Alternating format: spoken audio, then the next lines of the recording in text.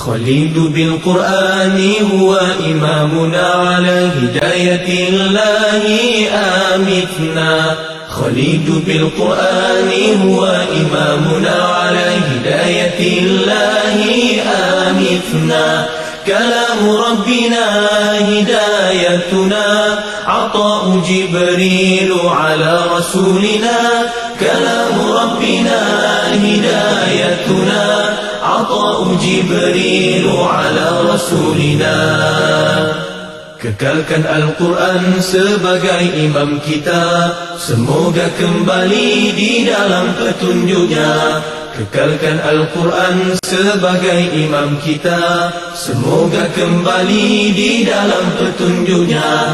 Kalamullah hidayah bagi kita, diberikan Jibril kepada Rasul kita. Kalamullah hidayah bagi kita, diberikan Jibril kepada Rasul kita. كلام ربنا على نور المصطفى. كلام ربنا على نور المصطفى. كلام ربنا على نور المصطفى. كلام ربنا على نور المصطفى.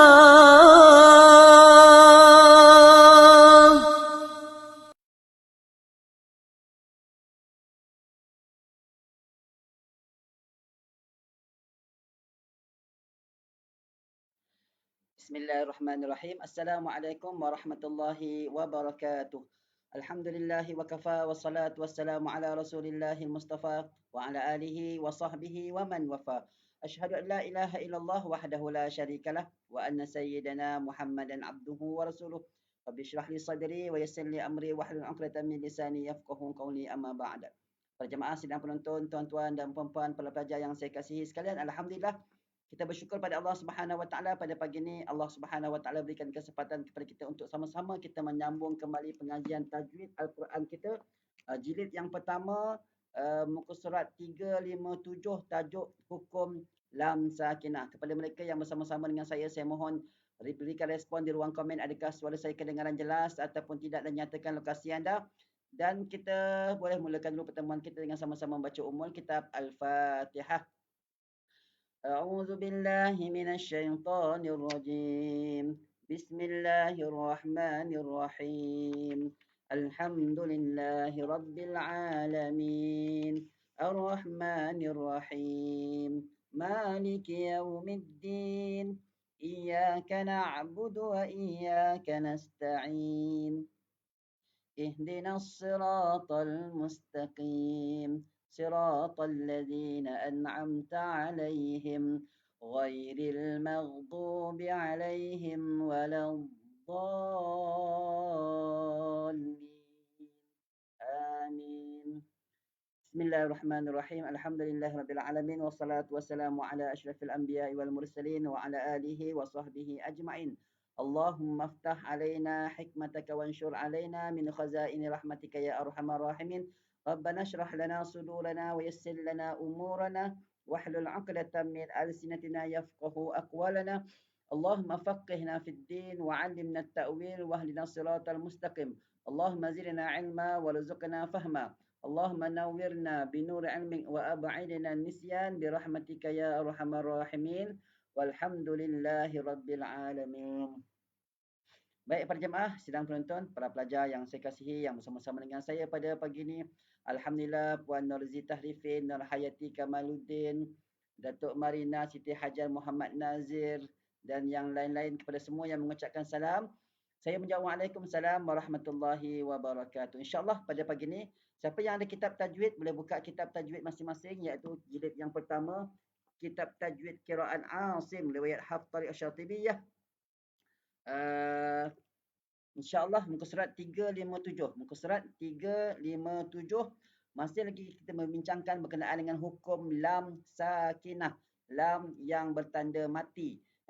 Kalau dalam pertemuan kita minggu lepas, siapa masih ingat lagi, kita bercerita tentang hukum idgham syamsi, izhar qamari, ataupun kita dulu mungkin kita gunakan kitab tajuk dia iaitu alif lam syamsiah ataupun alif lam qamariyah. Maka pada pagi ni kita boleh membincangkan pula topik berkenaan dengan lam fi'il. Hukum lam fi'il. Iaitu lam sakinah. Boleh buka muka surat 357. Lam fi'il iaitu lam sakinah, lam yang bertanda mati, yang terdapat pada fi'il iaitu kata perbuatan. Perbuatan. Sama ada pada fi'il madhi, kata perbuatan yang telah berlaku, fi'il mudhari', kata perbuatan sedang berlaku atau akan berlaku, ataupun fi'il amar, kata perbuatan perintah. Ni kalau kita belajar bahasa Arab, kita tahulah apa dia fi'il mudhari', fi'il madhi, fi'il amar ni.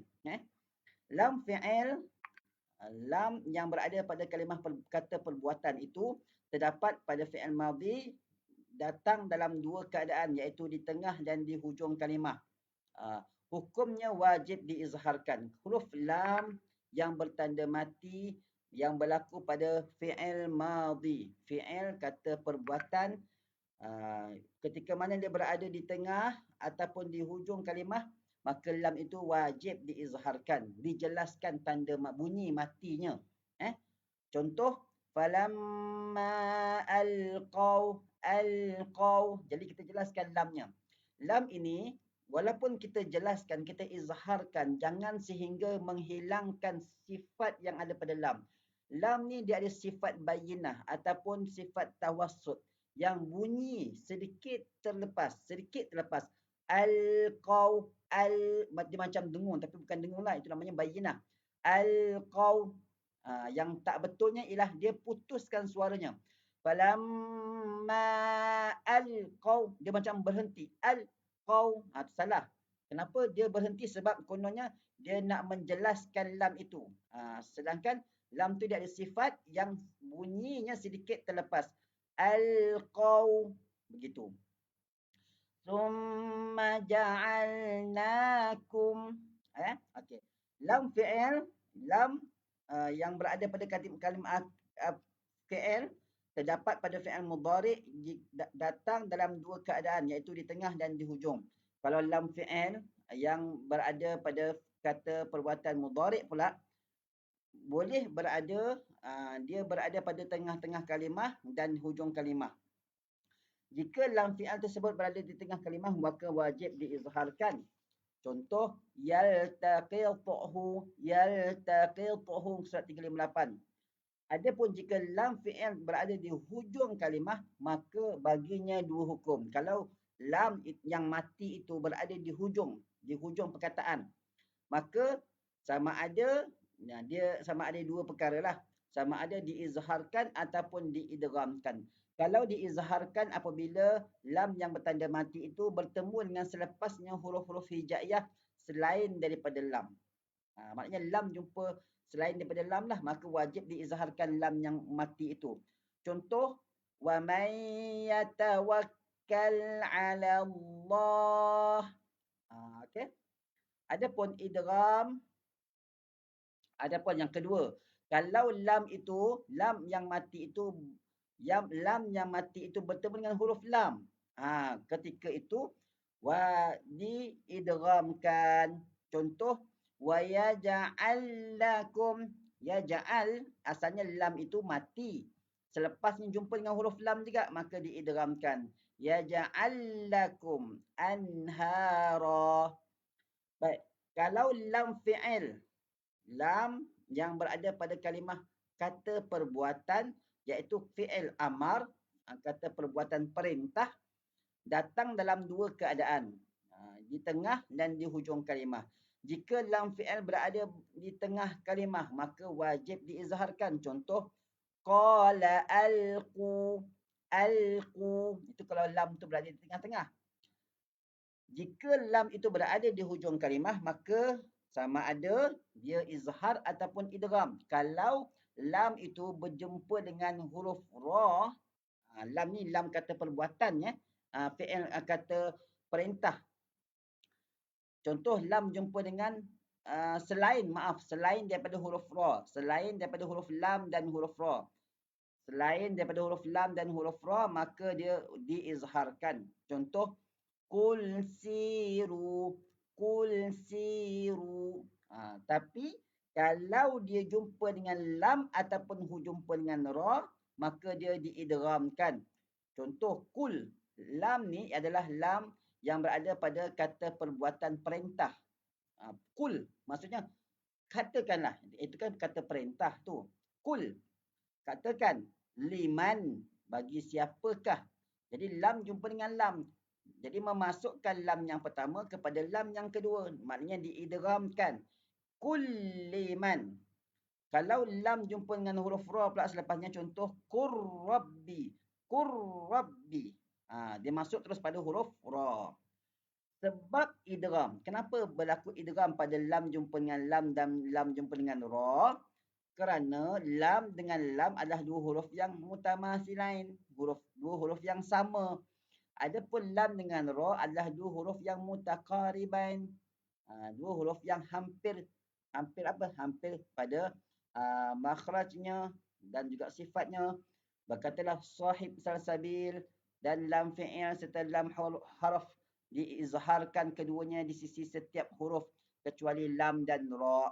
Okay, jadi kalau lam jumpa lam, dia idghamkan. Lam jumpa ra pun diidghamkan. Selain daripada lam dan ra, diizharkan.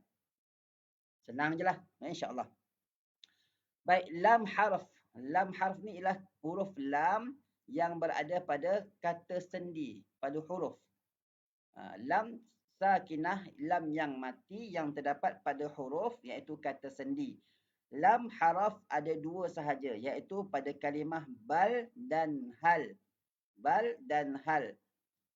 Lam haraf terbahagi kepada dua hukum, iaitu izhar dan idgham. Lam haraf lam yang mati pada kalimah kata sendi itu, dia sama ada diizharkan apabila dia bertemu dengan huruf hijaiyah selain daripada lam dan ra. Samalah macam yang fi'il mudhari' tadi, kalau jumpa lam dengan ra dia akan idgham. Kalau jumpa dengan selain daripada lam dan ra maka dia akan diizharkan. Contoh tengok, kalla bal tukaz, lam tu kan mati, jumpa dengan huruf ta. Ta tu maknanya selain daripada lam dan ra lah. Bawahnya tu hal yanzuru, dijelaskan lamnya. Hal yanzuru, begitu. Baik, dia diidghamkan kalau jumpa dengan lam ataupun jumpa dengan ra. Contoh ayatnya, kalla bal la tukazzibun, tukrimun, kalla bal la tukrimun. Ataupun bar rafa'ahu Allahu ilaih, masuk terus pada huruf ra. Bar, hilang lamnya kerana berlaku idgham. Okey, itu hukum lam mati. Kecuali pada kalimah kalla bal ra, iaitu pada surah Mutaffifin ayat yang ke-14, walaupun lam tu mati bertemu dengan huruf ra selepasnya, yang ini pula kita tidak idgham. Kenapa? Sebab kita di situ ada hukum istimewa, hukum khusus, iaitu namanya saktah, iaitu diam sekejap. Kalau ini kalau mengikut Tariq Syatibi lah, kalau kita baca bacaan Syatibi, maka tak idgham. Jangan baca kalla barra. Yang ini ada pengecualian walaupun lam mati bertemu dengan huruf ra. Okey. Baik. Sebab idgham, lam dengan lam dua huruf yang mutamathilain, lam dengan ra adalah dua huruf yang mutaqaribain. Nombor 10, muka surat 360, lam isim. Lam sakinah, lam yang mati terdapat pada isim, iaitu kata nama. Hukumnya wajib izhar. Wajib jelaskan. Contoh, lam mati pada kalimah salsabila. Salsabila tu adalah kata nama. Kita nak tahu dia tu kata nama apa, sebab ada tanda tanwin di hujung kalimah itu. Kalau kita belajar bahasa Arab, kita tahulah macam mana nak bezakan ini kat isim, ini fi'il. Kalau kita nak kenal itu isim, ialah ada tanda baris tanwin di hujungnya, baris 2. Ataupun terdapat alif lam di pangkalnya. Okey. salsabila. Contoh. Zilzalan. Jelaskan lamnya. Sultanan. Okey. Boleh ke boleh semua? Masuk nombor 11. Lam amar. Lam yang mati yang masuk pada fi'il mudhari' dan mengubah maknanya kepada amar, iaitu kata perintah. Lam amar akan didahulukan oleh fa atau waw atau kalimah summa. Hukumnya wajib diizharkan. Contoh, faltaqum, maka berdirilah. Faltaqum. Itu kata asalnya daripada kalimah daripada kata fi'il mudhari'. Bila masuk fa tu maka dia jadi kata perintah, lam tu diizharkan. Wal ta'ti ta'ifatun, wal ta'ti ta'ifatun, jelaskan lamnya. Tsummal yaqdu, jelaskan lamnya. Okey. Perhatian. Ulama mengatakan bahawa ketika melafazkan lam sakinah, lam yang mati yang diizharkan, hendaklah menjaga beberapa perkara. Jadi ulama pesan, bila mana kita mematikan huruf lam, maka kena jaga beberapa perkara. Yang pertama apa? Jangan dibariskan lam sakinah pada kebiasaan dibariskan dengan baris fathah. Dia macam bunyi, macam contohlah fal takum tu, fal ada bunyi qalqalah, macam bunyi qalqalah tu. Tidak melahirkan ataupun mewujudkan qalqalah pada lam sakinah. Jangan bunyikan qalqalah pada lam tu. Kalau kita baca alhamdulillah, kan, kalau kita tak perasan ataupun kita gopoh ataupun kita tak sedar bacaan kita, dia akan jadi macam ni. Ada bunyi la. Tu salah. Jadi ulama pesan jangan jadi macam tu. Kemudian yang ketiga, meninggalkan, iaitu tidak melakukan saktah pada lam sakinah. Dia diam sekejap. Macam mana bunyinya? Dia diam. Kenapa dia diam tu? Konon-kononnya nak menjelaskan bunyi lam yang mati sehingga mana dia memutuskan suaranya. Tak kena tu. Jangan. Jadi dua benda ni kita pegang. Sebab apa? Sebab lam tu dia ada sifat bayinah yang bunyinya terus. Okey, terlepas sedikit. Baik. Berkatalah Imam Ibn al-Jazari, bersungguhlah kamu ketika melafazkan sukun yang terdapat pada kalimah ja'alna, an'amta, al-maghdubi, dhalalna. Jadi kena matikan sungguh-sungguh. Jelaskan tanda mati pada sukun kalimah-kalimah tersebut. Perhatian yang kedua. Jadi perhatian pertama, ulama pesan jangan sampai ada bunyi melantun. Jangan sampai bunyi lam tu terputus. Jadi macam saktah. Perhatian yang kedua. Apabila ditanya kenapa diidghamkan lam ta'rif kepada nun. Seperti contoh an-nas. Kenapa masukkan lam tadi kepada huruf nun? Sebaliknya diizharkan lam fi'il pada nun. Seperti kul na'am. Kenapa tak kun na'am pula, kan? Sedangkan kedua-duanya adalah sama, iaitu lam mak sakinah. Maka berkatalah ulama tajwid. Cuba kita tengok balik. Kenapa yang an-nas tadi, lam tu kita masukkan pada huruf nun, an-nas, tapi yang kul na'am tu, lam tu tak masuk pada nun. Kenapa? Okey. Kerana kata ulama, setiap nun sakinah diidghamkan pada lam, sebaliknya lam sakinah tidak diidghamkan pada nun. Adapun diidghamkan lam ta'rif, lam yang alif lam itu pada nun, kerana banyak kali berulang penggunaannya dalam Al-Quran. Satu, kemudahan dibaca secara idgham berbanding dengan izhar. Jadi sebab kalimah lam ta'rif jumpa dengan nun tu sangat banyak dalam Al-Quran, jadi untuk memudahkan dibaca, maka dia mudah dibaca secara idgham berbanding dengan izhar. Okey, itu muka surat 362 adalah jadual berkenaan dengan hukum lam sakinah, lam yang mati. Kita tengoklah, dia ada lam isim, ada lam fi'il, ada lam ta'rif, ada lam haraf, ada lam amar. Pecahan dia ada yang idgham, ada yang izhar. Okey, boleh tengok dan rujuk pada muka surat 362. Baik. Kita beralih kepada hukum baki huruf hijaiyah. Hukum baki huruf hijaiyah. Muka surat 363. Siapa yang ada kitab, kita insya-Allah tak lama lagi insya-Allah kita khatam dah kitab ni. Tuan-tuan, kita belajar ni tanpa kita sedar, alhamdulillah kita belajar daripada kulit ke kulit ya. Tebal ni masya-Allah tabarakallah. Allah izinkan untuk sama-sama kita mengkhatamkan. Mudah-mudahan banyak pahalanya insya-Allah. Muka surat 363. Hukum baki huruf hijaiyah.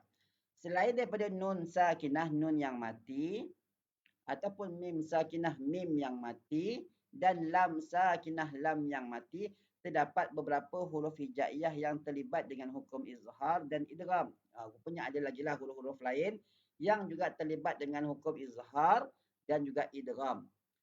Diizharkan huruf-huruf tersebut dan dikenali sebagai izhar mutlaq. Huraiannya adalah seperti berikut. Contoh kalau ba tu ba mati. Ba yang tidak berbaris. Apabila ba sakinah bertemu dengan huruf hijaiyah, terbahagi kepada dua hukum, iaitu izhar dan idgham. Rupanya ba mati ni pun dia ada sama ada izhar sama ada idgham juga. Dia akan jadi izharkan kalau dia jumpa selain daripada ba lah. Kena jelaskanlah ba tu. Contoh wadrib, jelaskan ba, rib lahum. Okey. Tapi kalau ba jumpa dengan ba, kena idgham. Kena idgham lain tu kan. Contoh, idrib bi'asa, idrib bi'asa.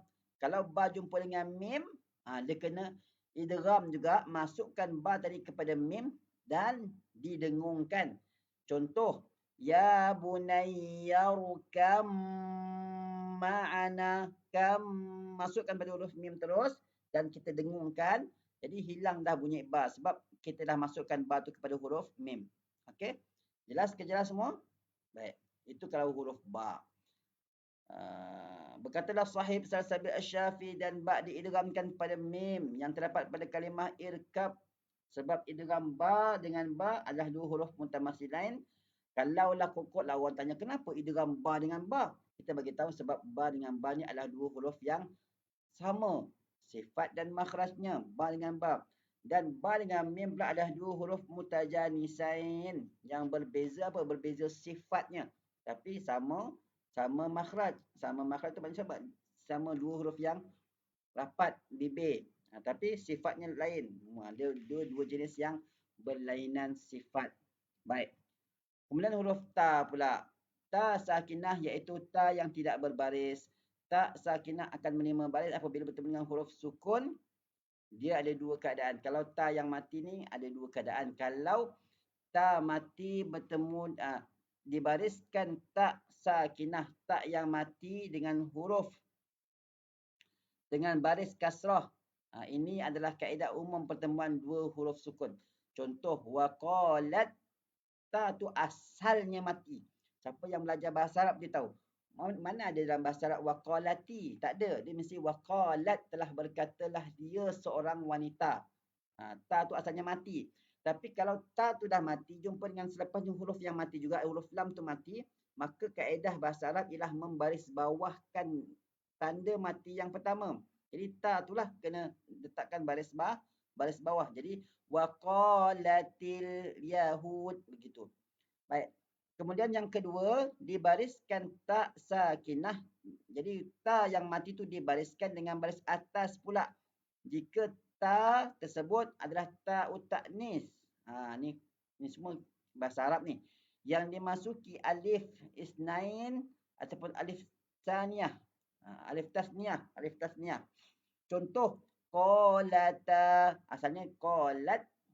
Tapi bila masuk alif tasnin, alif isnain ataupun alif tasniyah, maka dia ta tu jadi baris atas. Jadi qalata la nasqi, ini semua dalam kaedah-kaedah bahasa Arab. Apabila ta sakinah bertemu dengan huruf hijaiyah, terbahagi kepada dua hukum, sama ada izhar ataupun idgham. Dia diizharkan apabila ta jumpa dengan selain daripada ta, dal dan ta. Ta, dal dan ta ni adalah tiga huruf ni. Ta, dal dan ta, tiga huruf ni adalah huruf yang sama makhraj. Tapi selain daripadanya, maka kalau jumpa dengan selain daripada ta, dal, ta, maka diizharkan. Contoh wartabat qulu wartabat qulu bat qulu wartabat qu. Jelaskan ta mati. Tapi kalau dia jumpa ta mati jumpa dengan ta ataupun dal ataupun ta, maka berlakulah idgham. Contoh, fama rabihat masuk pada ta yang kedua terus. Tijaratuhum. Contoh yang kedua, ta jumpa dengan dal. Uji badda. Badda. Jangan badda. Masuk pada huruf dal terus. Badda'watukuma. Kalau ta jumpa dengan ta pula, contoh. Izhammat ta'ifatan. Masuk pada huruf ta dan hilanglah sifat yang ada pada huruf ta. Sebab berlaku idgham. Jadi kalau ta mati jumpa dengan 3 huruf ni, idgham. Ta jumpa ta jumpa dal, ta jumpa ta, sebab 3 huruf ni adalah huruf yang sama makhraj. Okey. Berkata Syahib Salsabil, itulah ta diidghamkan pada ta dan dal, umpama hammat ta asqalat da'awa. Sebab idgham, kenapa berlaku idgham? Ta dengan ta, 2 huruf yang mutamatsilain. Ta dengan dal, dia adalah huruf yang mutajanisan. Apa dia? Dia 2 jenis yang lain sifat, tapi sama makhraj. Sama makhraj, lain sifat. Baik, huruf sa pula. Ni kalau kita nak cerita ni satu demi satu huruf ni banyak ni. Ya Allah, masya-Allah, tabarakallah. Saya ingat nak skip je ni. Tapi kita bacalah ya. Sebab dia berkait dengan setiap huruf-huruf dalam Quran yang bertanda mati. Itu nak kata kitab kita ni detail, dia membincangkan setiap huruf-huruf tersebut. Dia letakkan juga tanda-tanda. Baik, tengok muka surat 365. Kita ada masa 3 minit lagi insya-Allah. 365. Huruf sa pula. Tadi huruf ta, sekarang masuk huruf sa. Sa sakinah, sa yang mati, yang tidak berbaris. Apabila sa sakinah bertemu dengan huruf hijaiyah, maka terbagi kepada 2. Sama ada izhar ataupun idgham. Diizharkan sa pada huruf hijaiyah selain daripada zal. Contoh kan. Ini izhar ya. Diizharkan sa yang mati pada huruf hijaiyah selain daripada huruf zal. Contoh yalhas au tatruk. Contoh sa mati jumpa dengan huruf hamzah.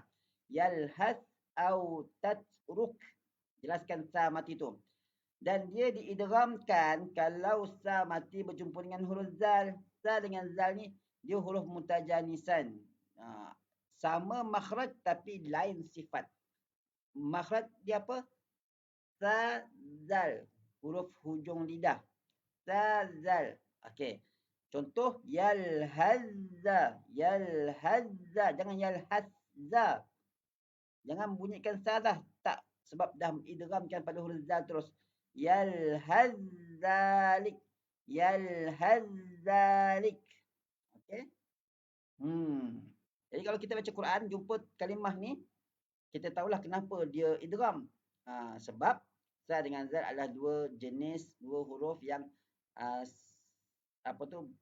sama makhraj lain sifat. Okey. Berkatalah Sahib Salsabil, dan sa pada kalimah yalhas diidghamkan pada zal. Sebab idgham sa dengan zal adalah 2 huruf mutajanisain, sama makhraj lain sifat. Huruf dal mati pula, iaitu dal sakinah yang tidak berbaris. Dal sakinah akan menerima baris apabila bertemu dengan huruf sukun. Contoh waqalat walaqad istafaina. Dal tadi tu dia jadi baris bawah apabila jumpa dengan tanda mati selepasnya. Asalnya walaqad. Asal kalimah tu walaqad. Dal tu mati. Tapi sebab dia jumpa dengan tanda mati selepasnya, jadilah dia walaqad istafaina. Jadi kalau kita baca Quran, kita tahulah, oh, dal ni asalnya dia mati. Dia berbaris bawah sebab jumpa dengan tanda sukun, sad itu. Okey, contoh. Baik. Apabila dal sakinah, dal yang mati bertemu dengan huruf hijaiyah, maka terbahagi kepada dua hukum, sama ada dia izhar ataupun idgham. Diizharkan dal sakinah pada huruf hijaiyah selain daripada dal dan ta. Okey. Dal mati dia akan jadi izhar, jelas apabila jumpa selain daripada dal dan jumpa selain daripada huruf ta. Dal dengan ta ni dua huruf yang sama makhraj tapi lain sifat. Contoh, walaqad zayyana sama. Jelaskan walaqad. Okey.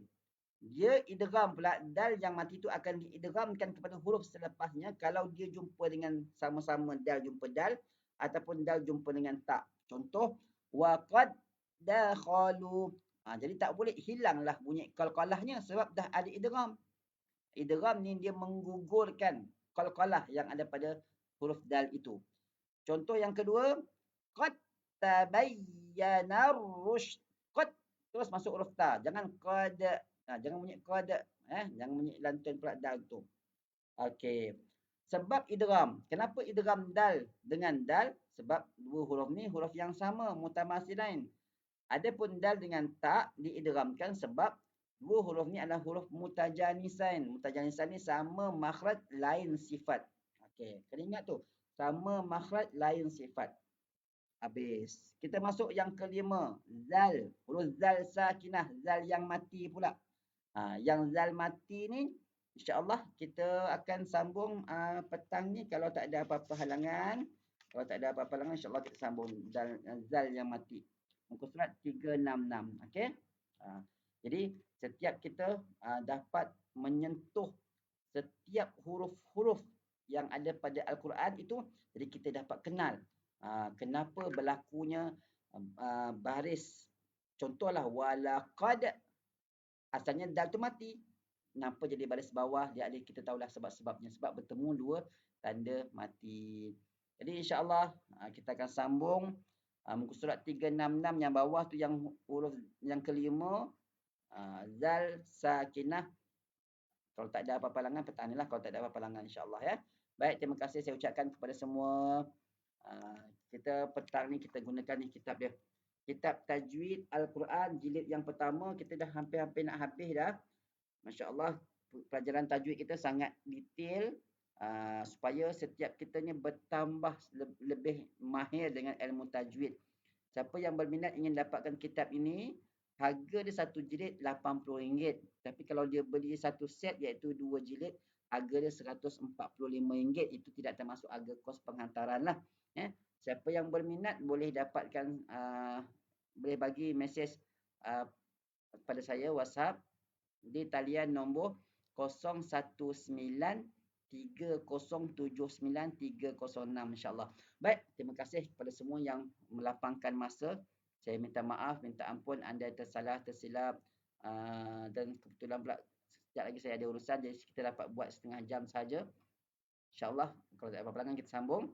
Terima kasih atas sokongan semua. Jumpa lagi insyaAllah. Aku qouli hadza wa astaghfirullahal azim. Assalamualaikum warahmatullahi wabarakatuh. Dan sama-sama kita akhiri dengan bacaan doa penutup. Bismillahirrahmanirrahim.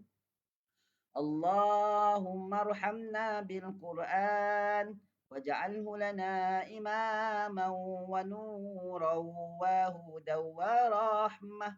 Allahumma zakkirna minhu ma nusina wa 'allimna minhu ma jahilna warzuqna tilawatahu آناء الليل وأطراف النهار واجعله لنا حجة يا رب العالمين.